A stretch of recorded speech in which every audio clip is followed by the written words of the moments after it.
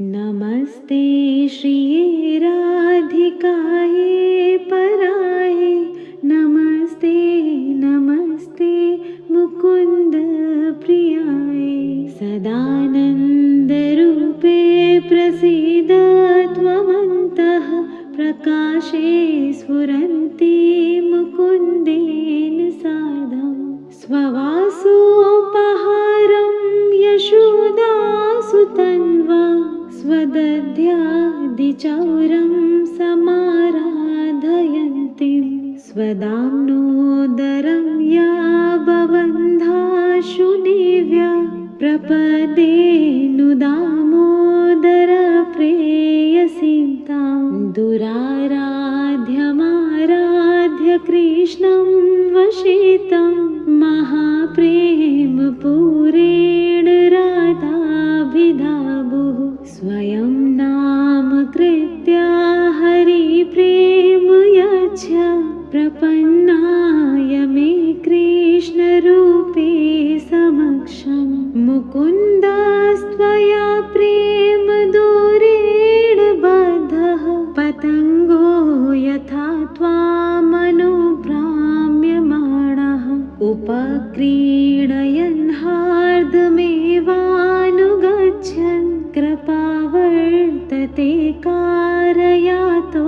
मयेष्ठिं। व्रजन्तीं स्ववृन्दावने नित्यकालं, मुकुन्देन साकं विधाया कमालं। सदा मोक्षमाणानुकम्पकटाक्षः, श्रियं चिन्तये सच्चिदानन्दरूपां। मुकुन्दानुरागेण रोमाञ्चिताङ्गी, महं व्याप्यमानां तनुस्वेदबिन्दुं। महाहार्दवृष्ट्या कृपापाङ्गदृष्ट्या, समालोकयन्तीं कदा मां विचक्षे। पदाङ्कावलोके महालालसौघं, मुकुन्दः करोति स्वयं ध्येयपादः। पदं राधिके ते सदा दर्शयान्त, हृदि तो नमन्तं किरद्रोचिषं माम्। सदा राधिका नाम जीव्याग्रतः स्यात्, सदा राधिका रूपमक्षग्रहस्थं। श्रुतो राधिका कीर्तयन्तः स्वभावे, गुणा राधिकायाः श्रिया एतदिहे। इदं त्वष्टकं राधिकायाः प्रियायाः, पठेयुः सदैवं हि दामोदरस्य। सुतिष्ठन्ति वृन्दावने कृष्णधाम्नि, सखी मूर्तयो युग्मसेवानुकूलाः। नमस्ते श्रिये राधिकाये पराये, नमस्ते नमस्ते मुकुन्द प्रियाय। सदानन्दरूपे प्रसीद त्वमन्तः, प्रकाशे स्फुरन्ति मुकुन्देन सार्धम्। स्ववासोपहारं यशोदासुतन्वा, स्वदध्यादिचौरं समाराधयन्तीं। स्वदाम्नोदरं या बबन्धाशु देव्या, प्रपदेऽनुदामोदर प्रेयसीं तां। दुराराध्यमाराध्य कृष्णं वशितं, महाप्रेमपूरेण राधाभिधावुः। स्वयं नामकृत्या हरिप्रेम यच्छ, प्रपन्नाय मे कृष्णरूपे समक्षम्। मुकुन्दस्त्वया प्रेमदूरेण बद्धः, पतङ्गो यथा त्वामनुभ्राम्यमाणः। उपक्रीडयन्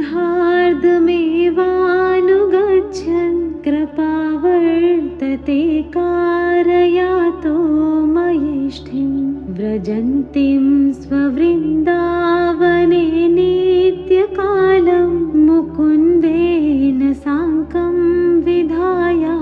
कमालं सदा मोक्षमाडानुकम्पकटाक्षः श्रियं चिन्तये सच्चिदानन्दरूपां मुकुन्दानुरागेण रोमाञ्चिताङ्गी महं व्याप्यमानां तनुस्वेदबिन्दुं महाहार्दवृष्ट्या कृपापाङ्गदृष्ट्या समालोकयन्तीं कदा मां विचक्षे पदाङ्कावलोके महालालसौघं मुकुन्दः करोति स्वयं ध्येयपादः पदं राधिके ते सदा दर्शयान्त हृदि तो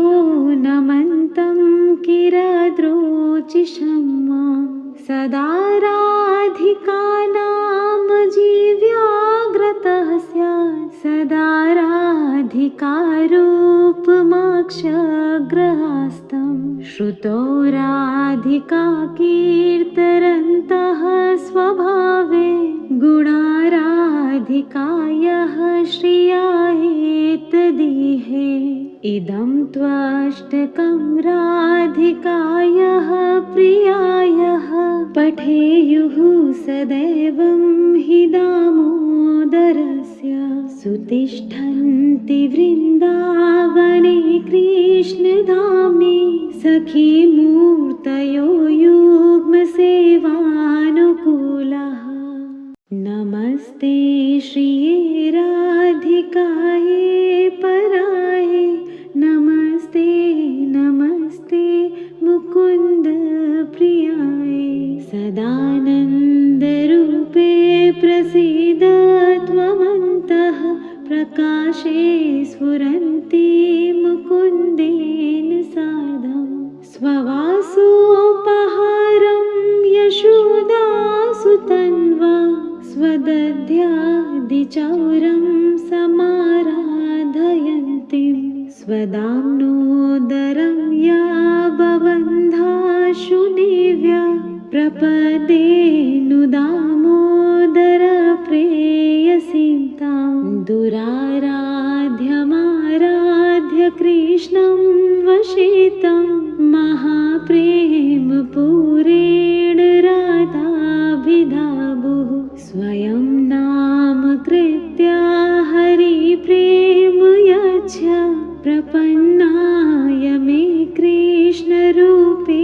समक्षं मुकुन्दस्त्वया प्रेमदूरेण बद्धः पतङ्गो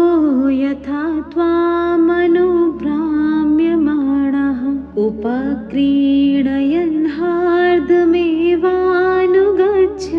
कृपावर्तते कारयातो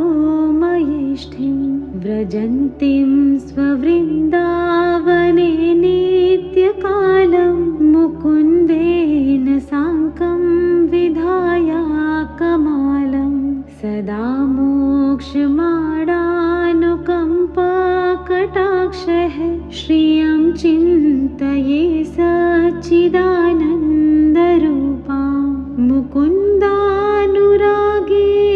रोमाञ्चिताङ्गी महं व्याप्यमानां तनुस्वेदबिन्दुं महाहार्दवृष्ट्या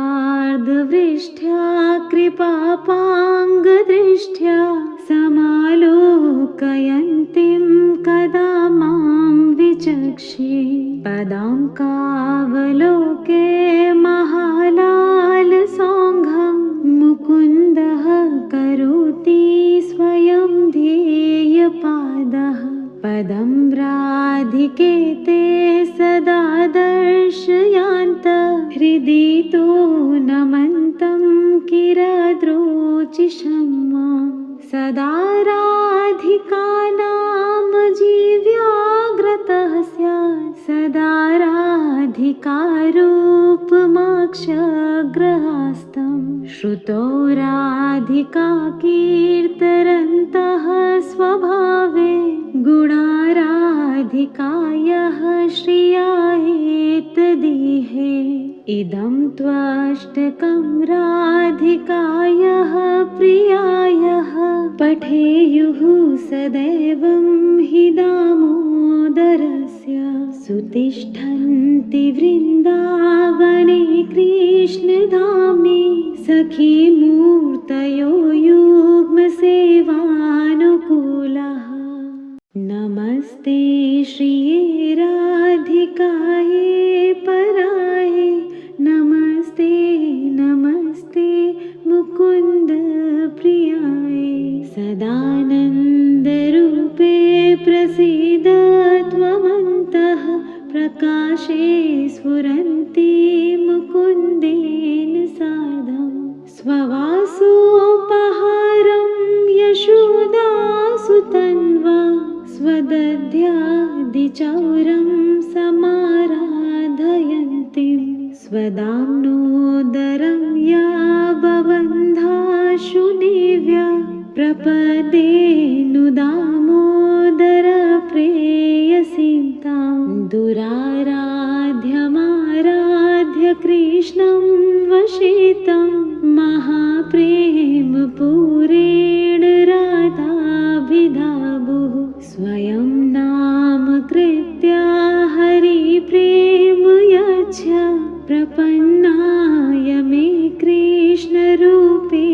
समक्षं मुकुन्दस्त्वया प्रेमदूरेण बद्धः पतङ्गो यथा त्वामनुभ्राम्यमाणः उपक्रीडयन् हार्दमेवानुगच्छन् कृपावर्तते कारयातो मयेष्ठिं व्रजन्तीं स्ववृन्दावने नित्यकालं मुकुन्देन साकं विधाया कमालं सदा मोक्षमाणानुकम्पकटाक्षः श्रियं चिन्तये सच्चिदानन्दरूपां मुकुन्दानुरागेण रोमाञ्चिताङ्गी महं व्याप्यमानां तनुस्वेदबिन्दुं महाहार्दवृष्ट्या कृपापाङ्गदृष्ट्या समालोकयन्तीं कदा मां विचक्षे पदाङ्कावलोके महालालसौघं मुकुन्दः करोति स्वयं ध्येयपादः पदं राधिके ते सदा दर्शयान्त हृदि तो नमन्तं किरद्रोचिषं मां सदा राधिका नाम जीव्याग्रतः स्यात् सदा राधिका रूपमक्षग्रहस्तं श्रुतो राधिका कीर्तयन्तः स्वभावे गुणाराधिकायः श्रियायेतदीहे इदं त्वष्टकं राधिकायः प्रियायः पठेयुः सदैवं हि दामोदरस्य सुतिष्ठन्ति वृन्दावने कृष्णधाम्नि सखी मूर्तयो युग्मसेवानुकूलः नमस्ते श्रिये राधिकाये पराये नमस्ते नमस्ते मुकुन्द प्रियाय सदानन्दरूपे प्रसीद त्वमन्तः प्रकाशे स्फुरन्ति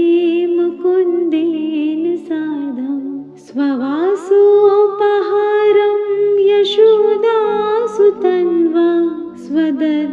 स्वदध्यादिचौरं समाराधयन्तीं स्वदाम्नोदरं या बबन्धाशु देव्या प्रपदेनुदामोदर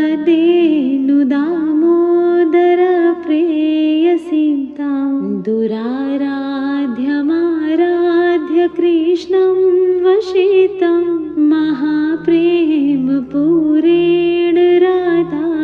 विधाबुः स्वयं नामकृत्य हरिप्रेम यच्छ प्रपन्नाय मे कृष्णरूपे समक्षम् मुकुन्दस्त्वया प्रेम दूरेण बद्धः पतङ्गो यथा त्वामनुभ्राम्यमाणः उपक्रीडयन् हार्दमेवानुगच्छन् कृपावर्तते कारयातो मयेष्ठिं व्रजन्तीं स्ववृन्दावने नित्यकालं मुकुन्देन साकं विधाय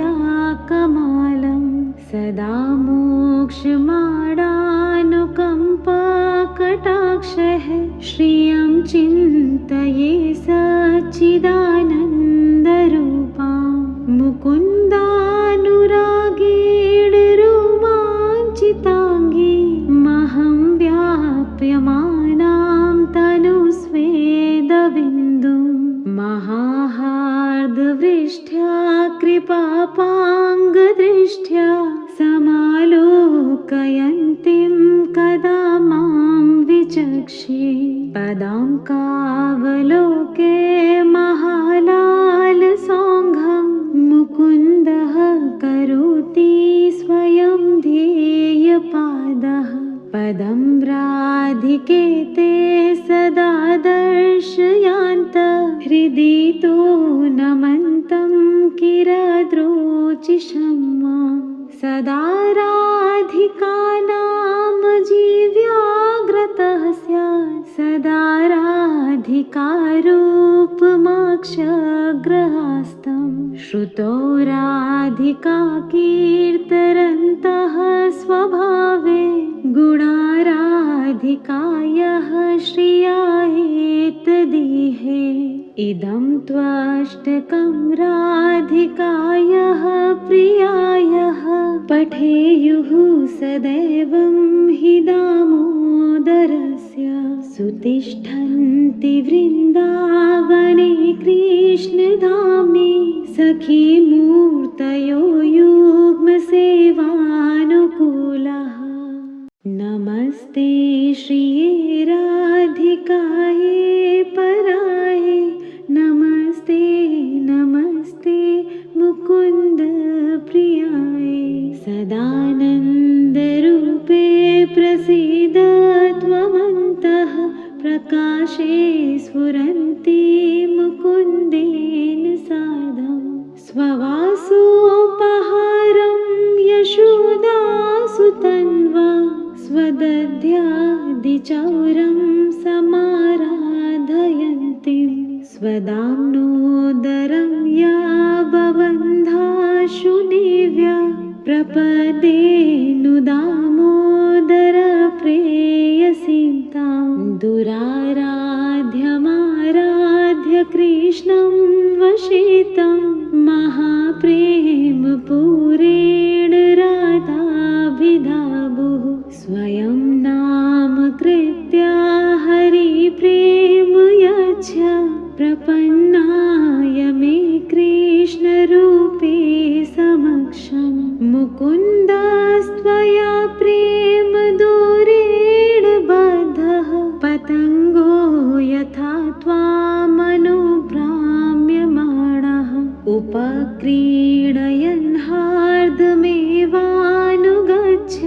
कृपावर्तते कारयातो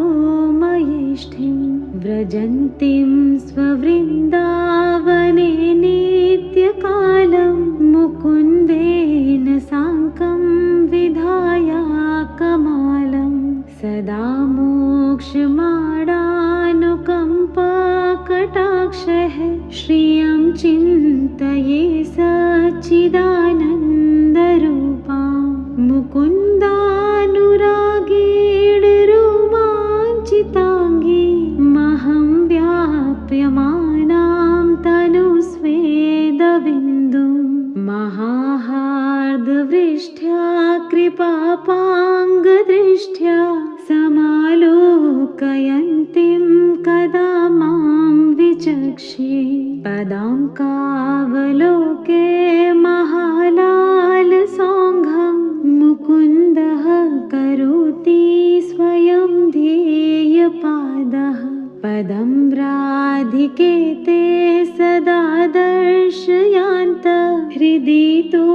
नमन्तं किरद्रोचिषं मां सदा राधिकानाम जीव्याग्रतः स्यात् सदा राधिकारूपमाक्षग्रहास्तं श्रुतो राधिका कीर्तयन्तः स्वभावे गुणा राधिकायाः श्रिया एतदिहे इदं त्वष्टकं राधिकायाः प्रियायाः पठेयुः सदैवं हि दामोदरस्य सुतिष्ठन्ति वृन्दावने कृष्णधाम्नि सखी मूर्तयो युग्मसेवानुकूलः नमस्ते श्रिये राधिकाये पराये नमस्ते नमस्ते मुकुन्द प्रियाय सदानन्दरूपे प्रसीद त्वमन्तः प्रकाशे स्फुरन्ति मुकुन्देन सार्धं स्ववासोपहारं यशोदासुतन्वा स्वदध्यादिचौरं समाराधयन्तीं स्वदाम्नोदरं या बबन्धाशुनिव्या प्रपदेनुदामोदर प्रेयसीं तां दुराराध्यमाराध्य कृष्णं वशितं महाप्रेमपूरेण राधाभिधावुः स्वयं नामकृत्या हरिप्रेम यच्छ प्रपन्नाय मे कृष्णरूपे समक्षं मुकुन्दस्त्वया प्रेम दूरेण बद्धः पतङ्गो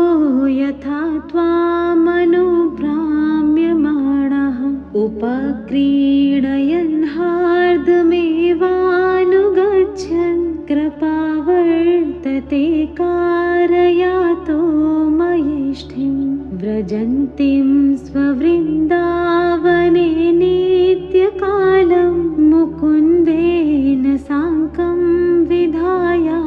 कमालं सदा मोक्षमाणानुकम्पकटाक्षः श्रियं चिन्तये सच्चिदानन्दरूपां मुकुन्दानुरागेण रोमाञ्चिताङ्गी महं व्याप्यमानां तनुस्वेदबिन्दुं महाहार्दवृष्ट्या कृपापाङ्गदृष्ट्या समालोकयन्तीं कदा मां विचक्षे पदाङ्कावलोके महालालसौघं मुकुन्दः करोति स्वयं ध्येयपादः पदं राधिके ते सदा दर्शयान्त हृदि तो नमन्तं किरद्रोचिषं मां सदा राधिकानाम जीव्याग्रतः स्यात् सदा राधिकारूपमाक्षग्रहास्तं श्रुतो राधिका कीर्तयन्तः स्वभावे गुणा राधिकायाः श्रिया एतदिहे इदं त्वष्टकं राधिकायाः प्रियायाः पठेयुः सदैवं हि दामोदरस्य सुतिष्ठन्ति वृन्दावने कृष्णधाम्नि सखी मूर्तयो युग्मसेवानुकूलः नमस्ते श्रिये राधिकाये पराये नमस्ते नमस्ते मुकुन्द प्रियाय सदानन्द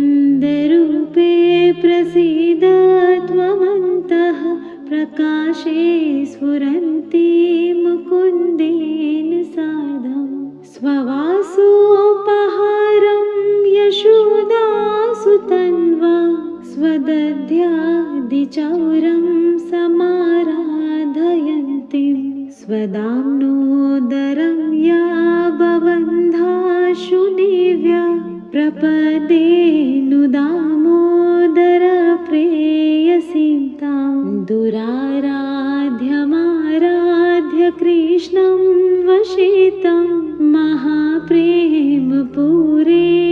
राधाभिधावुः स्वयं नामकृत्या हरिप्रेम यच्छ प्रपन्नाय मे कृष्णरूपे समक्षं मुकुन्दस्त्वया प्रेमदूरेण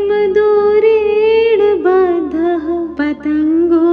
यथा त्वामनुभ्राम्यमाणः उपक्रीडयन् हार्दमेवानुगच्छन् कृपावर्तते कारयातो मयेष्ठिं व्रजन्तीं स्ववृन्दावने नित्यकालं मुकुन्देन साकं विधाया कमालं सदा मोक्षमाणानुकम्पकटाक्षः श्रियं चिन्तये सच्चिदानन्दरूपां मुकुन्दानुरागेण रोमाञ्चिताङ्गी महं व्याप्यमानां तनुस्वेदबिन्दुं महाहार्दवृष्ट्या कृपापाङ्गदृष्ट्या समालोकयन्तीं कदा मां विचक्षे पदाङ्कावलोके महालालसौघं मुकुन्दः करोति स्वयं ध्येयपादः पदं राधिके ते सदा दर्शयान्त हृदि तो नमन्तं किरद्रोचिषं मां सदा राधिका नाम जीव्याग्रतः स्यात् सदा राधिका रूपमाक्षग्रहास्तं श्रुतो राधिका कीर्तयन्तः स्वभावे गुणाराधिकायः श्रिया एतदेहे इदं त्वष्टकं राधिकायः प्रियायः पठेयुः सदैवं हि दामोदरस्य सुतिष्ठन्ति वृन्दावने कृष्णधाम्नि सखी मूर्तयो युग्मसेवानुकूलः नमस्ते श्रिये राधिकाये पराये नमस्ते नमस्ते मुकुन्द प्रियाय सदानन्दरूपे प्रसीद त्वमन्तः प्रकाशे स्फुरन्ति मुकुन्देन सार्धं स्ववासोपहारं यशोदासुतन्वा स्वदध्यादिचौरं समाराधयन्तीं स्वदाम्नोदरं या बबन्धाशु देव्या प्रपदेनुदामोदर प्रेयसीं तां दुराराध्यमाराध्य कृष्णं वशितं महाप्रेमपूरेण राधाभिधावुः स्वयं नामकृत्या हरिप्रेम यच्छ प्रपन्नाय मे कृष्णरूपे समक्षं मुकुन्दस्त्वया प्रेमदूरेण बद्धः पतङ्गो यथा त्वामनुभ्राम्यमाणः उपक्रीडयन् हार्दमेवानुगच्छन्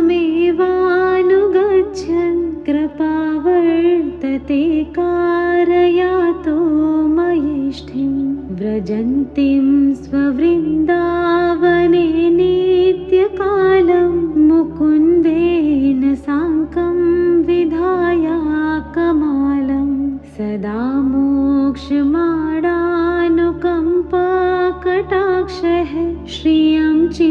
मूर्तये सच्चिदानन्दरूपां मुकुन्दानुरागेण रोमाञ्चिताङ्गी महं व्याप्यमानां तनुस्वेदबिन्दुं महाहार्दवृष्ट्या कृपापाङ्गदृष्ट्या समालोकयन्तीं कदा मां विचक्षे पदाङ्कावलोके महालालसौघं मुकुन्दः करोति स्वयं ध्येयपादः पदं राधिके ते सदा दर्शयान्त हृदि तो नमन्तं किरद्रोचिषं मां सदा राधिका नाम जीव्याग्रतः स्यात् सदा राधिका रूपमक्षग्रहस्तं श्रुतो राधिका कीर्तयन्तः स्वभावे गुणा राधिकायाः श्रिया एतदिहे इदं त्वष्टकं राधिकायाः प्रियायाः पठेयुः सदैवं हि दामोदरस्य सुतिष्ठन्ति वृन्दावने कृष्णधाम्नि सखी मूर्तयो